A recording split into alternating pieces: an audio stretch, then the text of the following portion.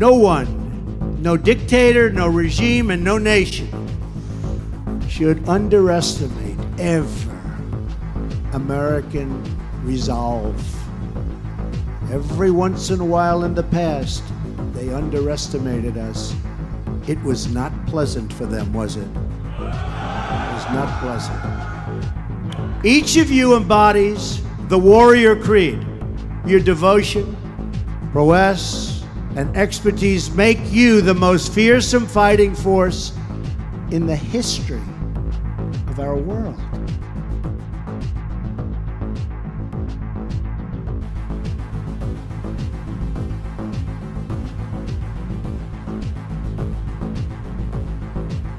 Together with our allies, America's warriors are prepared to defend our nation using the full range of our unmatched capabilities. Start things off with U.S. President Donald Trump's first stop in his Asia tour. Before heading to South Korea on Tuesday morning, he sat down with his Japanese counterpart, Shinzo Abe. The duo saw eye to eye on North Korea's nuclear issue. Ji Myung-gil has our top story. At a joint news conference in Tokyo on Monday, U.S. President Donald Trump and Japanese Prime Minister Shinzo Abe reaffirmed their policies towards North Korea. The regime continued development of its unlawful weapons programs, including its illegal nuclear tests and outrageous launches of ballistic missiles directly over Japanese territory, are a threat to the civilized world and international peace and stability. We will not stand for that. The era of strategic patience is over. Japanese Prime Minister Abe said North Korea had dominated their talks and that he and President Trump were both completely on the same page. Abe reiterated that now is not the time for dialogue, but time to maximize pressure on North Korea, as in Japan's new sanctions that will freeze the assets of 35 North Korean groups and individuals. When President Trump arrives in South Korea on Tuesday, he will likely be looking to strengthen Washington's alliance with Seoul and reaffirm their joint push to maximize pressure on North Korea over its nuclear and missile programs. President Moon Jae-in still favors dialogue as the way to defuse nuclear tensions on the peninsula and rules out any military options against Pyongyang.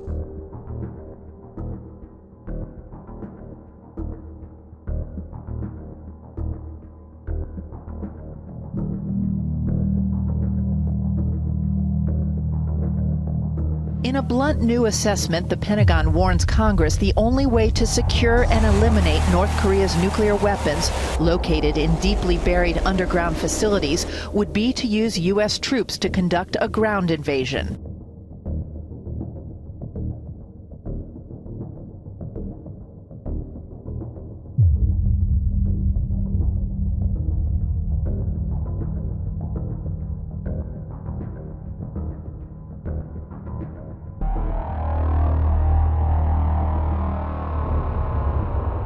It is the most bleak assessment. I've spent a lot of time reading the intelligence. I've had an opportunity to discuss the situation with Secretary Mattis.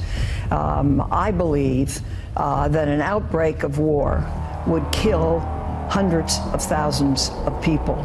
According to the letter penned by Rear Admiral Michael Dumont, Vice Director of the Pentagon's Joint Staff, and obtained by the Washington Post, North Korea's response would likely include the use of biological weapons and a long-standing chemical weapons program with the capability to produce nerve, blister, blood, and choking agents. 16 lawmakers, led by Congressman Ted Lieu of California and Ruben Gallego of Arizona, all military veterans and all but one a Democrat, signed a letter urging President Trump to stop making provocative statements that undermine diplomacy. The president decided one day to tweet out that that was a waste of time. The U.S. military has 375,000 U.S. military personnel under its Pacific Command, 200 warships, 5 aircraft carrier strike groups. The U.S. Army has 28,500 troops at 6 bases in South Korea. Its motto, ready to fight tonight. The U.S. Air Force keeps F-16s on strip alert there to launch at a moment's notice. 50,000 American sailors and Marines are based in Japan.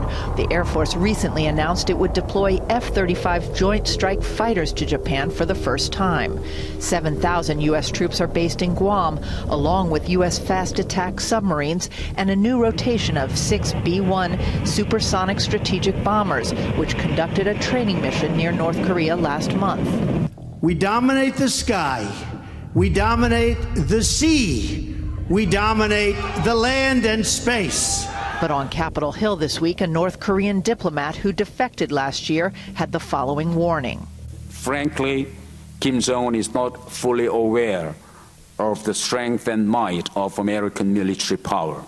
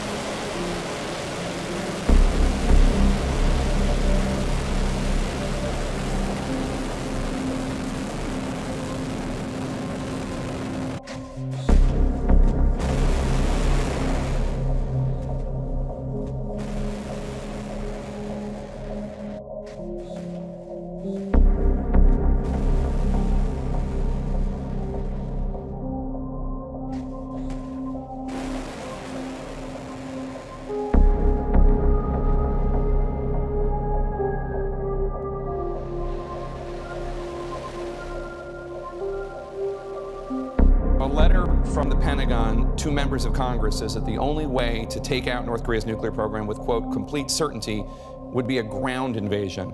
Is that something that you could support? Well, I think we have to exhaust every other remedy.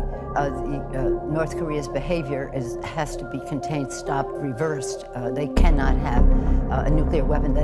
My view, my concern about North Korea is not only what they're doing, but what they're advertising, that they may want to sell some of this technology. I was in Pyongyang a number of years ago on an intelligence trip to the capital of North Korea, and we were talking to them about stopping the production of all these missiles, the missile technology. They said, we only make them to sell them. Do you want to buy them?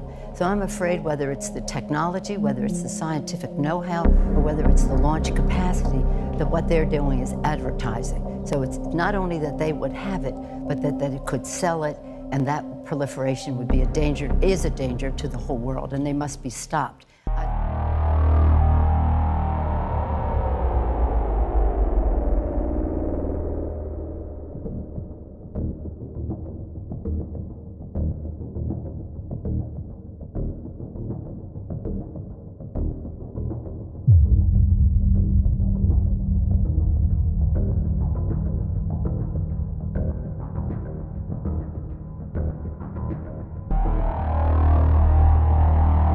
The United States of America stands in solidarity with the people of Japan against the North Korean menace.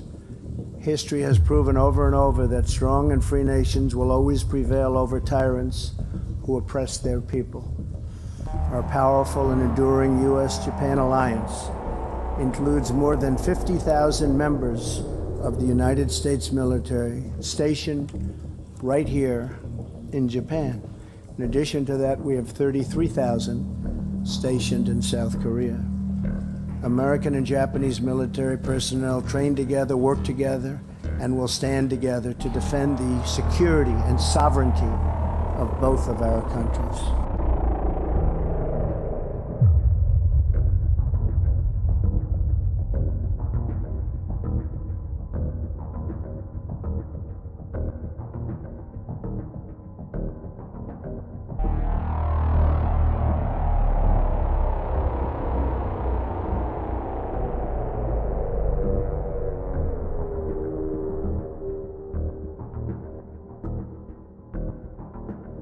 he also said that that was a warning to China. And this is a reversal of decades of American policy where we restrained the Japanese. Now what he's doing is he's saying to China, look, I'm going to use the same tactics that you use.